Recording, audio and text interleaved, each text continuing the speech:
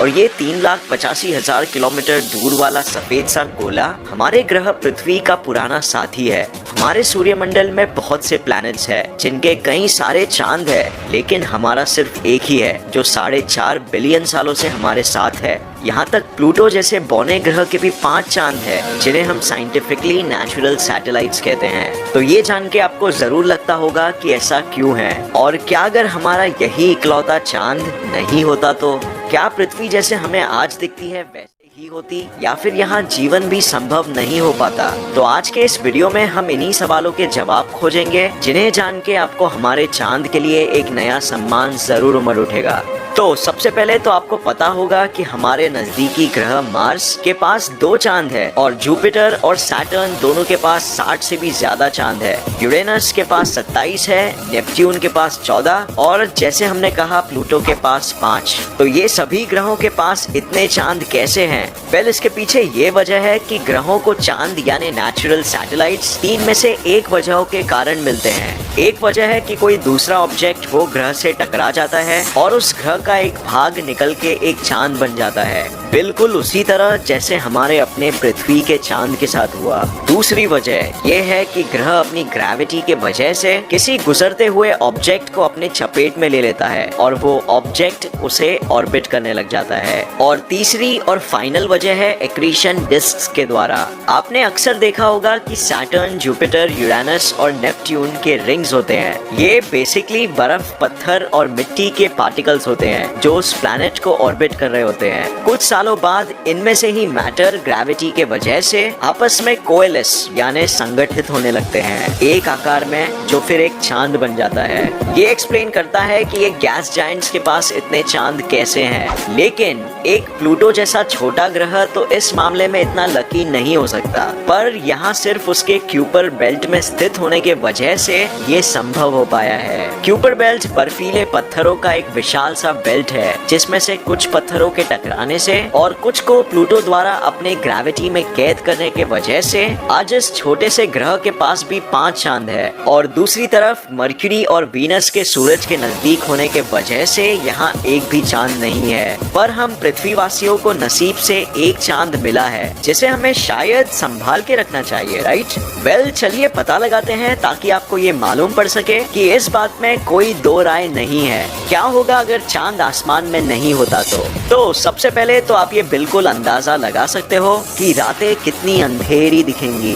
चांद के बाद रात में दूसरी सबसे चमकीली चीज है वीनस, लेकिन वो हमारे चांद से करीब 2000 गुना कम चमकीली है। तो ये बात तो तय है कि ये ग्रह हमें उचित रोशनी देने के काबिल नहीं हो पाएगी। पर क्या इससे हमें ज्यादा कुछ फर्क पड़ेगा? नहीं, राइट? हमारे पास आज ऊर्जा से चमकते शहर है और हम कुछ ही सालों में पूरे पृथ्वी को इसी तरह रोशन कर सकते हैं। बट चांद का महत्व सिर्फ इधर ही खत्म नहीं होता है, बल्कि अब तो बस शुरुआत है। चांद के बिना पृथ्वी पे एक दिन सिर्फ 6 से 12 घंटों का होता। इसका मतलब आज एक साल में 1000 से भी ज्यादा दिन होते। ये इसीलिए क्योंकि चांद की ग्रेविटी के वजह से पृथ्वी की अपनी खुद की चक्कर लगाने की गति धीमी हो जाती है और काफी समय गुजरने पर दिनों में घंटों का फर्क आ जाता है। इसके अलावा चांद नहीं होने के वजह से टाइड्स यानी समुद्री ज्वारों में भी बहुत फर्क पड़ेगा। हाई टाइड्स और लो टाइड्स में समुद्र का लेवल 1/3 हो जाएगा वो ज्वारों की तुलना में जिन्हें हम आज देखते हैं। इसका मतलब हाई टाइड्स समुद्री तट से सिर्फ इतना पहुंचेंगे और लो टाइड्स सिर्फ इतने लेवल तक ही सीमित रहेंगे।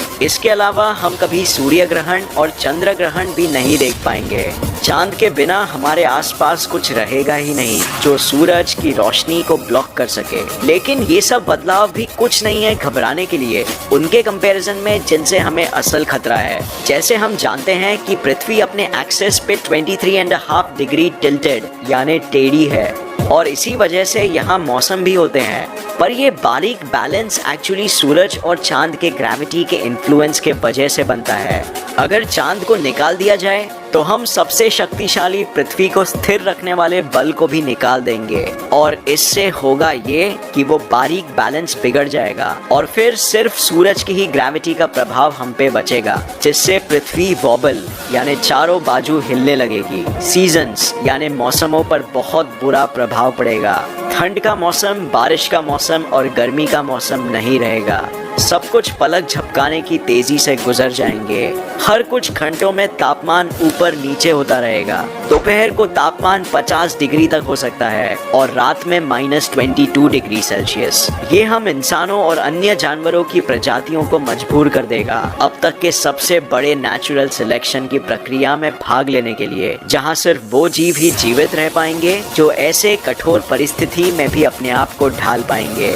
और वैज्ञानिक कहते हैं ये बदलाव ज्यादातर प्रजातियों को खत्म कर देगा, लेकिन शायद हम इंसान अपने आप को बचा पाएंगे। इंसान आज काफी आधुनिक जो हो गया है, लेकिन अगर चांद शुरुआत से ही पृथ्वी का साथी नहीं होता तो फिर क्या बात सेम होती? बिल्कुल भी नहीं। हम यहाँ शायद होते ही नहीं।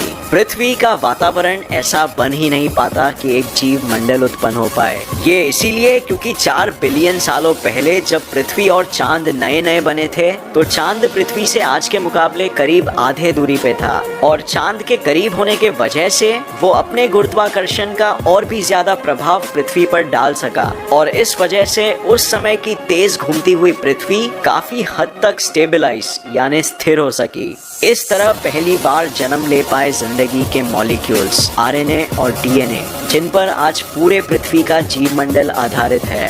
ये दोनों मॉलिक्यूल्स की विशेषता है कि इन्हें पर्यावरण के अनुसार अपने आप को ढालने में समय लगता है, और ठीक वही अकेले नहीं दे पाती हमारी उस समय नई जन्मी पृथ्वी। तो क्या अब भी आप सोचना चाहोगे कि चांद हमारे लिए इतना भी महत्वपूर्ण नहीं है? वेल, मुझे लगता है कि आप आज के बाद चांद को एक बिल्कुल ही नए नज़रिए से देखोगे। तो ये वीडियो देखने का बहुत शुक्रिया। उम्मीद है आपको ये वीडियो पसंद आया और इससे नया कुछ ज़रूर सीखने मिला।